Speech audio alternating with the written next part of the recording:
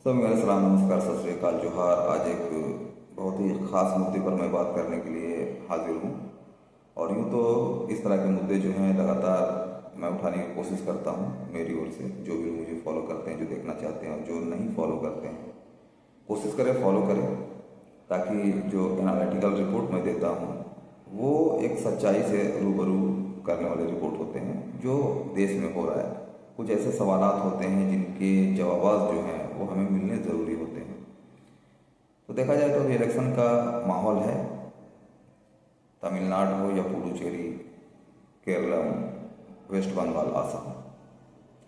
Waste Bengal, Assam, Puducherry, ये सभी राज्यों में बीजेपी जो है वो आगे आ चुकी है। लेकिन जिस तरह से इलेक्शन हुए हैं और इलेक्शन के बाद जो हालात पैदा हुए हैं, अगर हम बंगाल की बात करते हैं तो बंगाल में वो क्षेत्र जो मुस्लिम बहुल क्षेत्र है वहाँ भी बीजेपी ने जीत हासिल की है और यही शक के दायरे में उन्हें लगता है। उसके अलावा जितने अर्धसैनिक बल वहाँ पर लाए गए थे और जिस तरह से सोशल मीडिया में वायरल है, एक कम्युनिटी को लगातार डंडे से पीट कर जो है वो इलेक्शन यानी बूथ तक भी जाने नहीं दिया जा रहा है।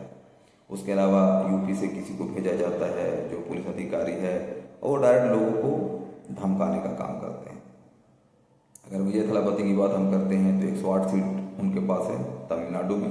और तमिलनाडु में जो राजनीतिक समीकरण है वो पूरी तरह से बदलाव में आ चुका है। वहाँ की जनता जो है वो बदलाव चाहती थी, तो वहाँ पर बीजेपी का असर जो है वो देखने को नहीं मिला। उसी तरह केरला में जो है वहाँ पर भी बीजेपी का असर देखने को नहीं मिला। कुछ लोगों से पता ये चला कि ये जो एक खेल है चुनाव आयोग के साथ मिलकर बीजेपी का, वो किसी टारगेट, एक स्टेट को टारगेट करती है और बाकी स्टेट को छोड़ती है ताकि हम पे शक ना हो। और ये सिर्फ मैं नहीं कह रहा हूँ, ये लगातार जो है वो सोशल मीडिया में वायरल है। जो राजनीतिक विशेषज्ञ हैं उनका भी ये मानना है कि कहीं ना कहीं अगर केरला को छोड़ा गया या तमिलनाडु को छोड़ा गया तो इसके पीछे जो बात है वो ये है कि कहीं चुनाव आयोग पे और बीजेपी पे जो शक है वो 100% ना हो सके, इसीलिए ऐसा किया जाता है। और हमेशा एक को हटाने के लिए दूसरे विकल्प को तैयार किया जाता है। जैसे दिल्ली में एक कांग्रेस का जो लंबा शासन रहा उसे हटाने के लिए केजरीवाल को लाया और बाद में केजरीवाल को भी वहाँ से हटाया गया। तो ये बीजेपी का एक जो है वो तरीका है काम करने का। उसके अलावा पूरे देश में सभी अच्छी तरह जान रहे हैं कि बीजेपी के पास इतने सारे पैसे हैं कि वो एमएलए और एमपी इसको जो है वो खरीदने का काम करती है। कहने का मतलब ये है कि सत्ता आम जनता के डेवलपमेंट के लिए, चूंकि लोकतांत्रिक व्यवस्था में सत्ता आम जनता सत्ता पे उसी प्रतिनिधि को भेजती है जिसे यकीन होता है, यानी जिस पर यकीन होता है आम जनता को कि वो हमारे लिए उन्नति का काम करेगा। लेकिन वर्तमान समय में सत्ता का जो दुरुपयोग है वो कहीं ना कहीं नज़र आ रहा है। बलात्कार की लगातार घटनाएं घट रही है, लोग अरेस्ट भी होते हैं, उन्हें छोड़ भी दिया जाता है। अगर किसी खास कम्युनिटी के साथ इस तरह के मामला हुए तो उस पर जल्दी केस भी दर्ज नहीं होता है। पुलिस का जो है एक तरफा कार्रवाई जो है एक समुदाय के खिलाफ होता है। तो ये जो टोटल माहौल बनाया गया, ये नफ़रत का माहौल बनाया गया है। और इस तरह का नफ़रत का माहौल एक समय था, अंग्रेज़ों ने भी यही किया था, फूट डालो शासन करो। लेकिन अंग्रेज 200 साल तक रहे, तो अंग्रेज़ों के खिलाफ पूरे देश के लोग एकजुट होकर विद्रोह किए, आखिर अंग्रेज़ों को भागना पड़ा। तो इससे ये समझ में आता है कि सत्ता कभी भी किसी के हाथ में नहीं रहता है, एक ना एक दिन सत्ता उसके हाथ से चली जाती है। जनता बदलाव चाहती है।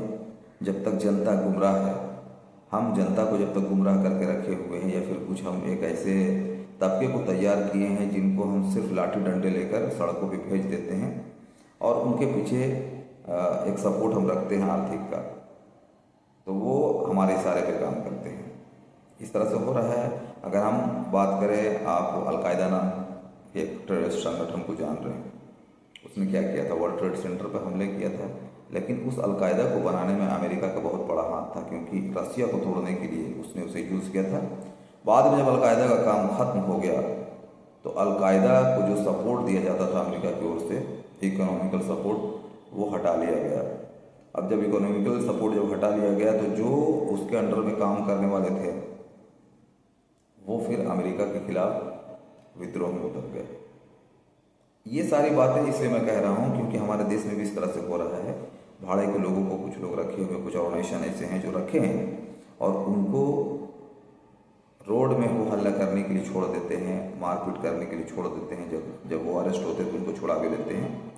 तो ये दंगा करने वाले लोग जान रहे हैं कि उसके पीछे किसी न किसी का हाथ है, लेकिन कब तक? जब तक सत्ता एक पक्ष के हाथ में, तब तक सत्ता हाथ से गई, उसके बाद जब किसी और के हाथ में आ जाएगी तो ये सारे बेकार लोग हो जाएंगे।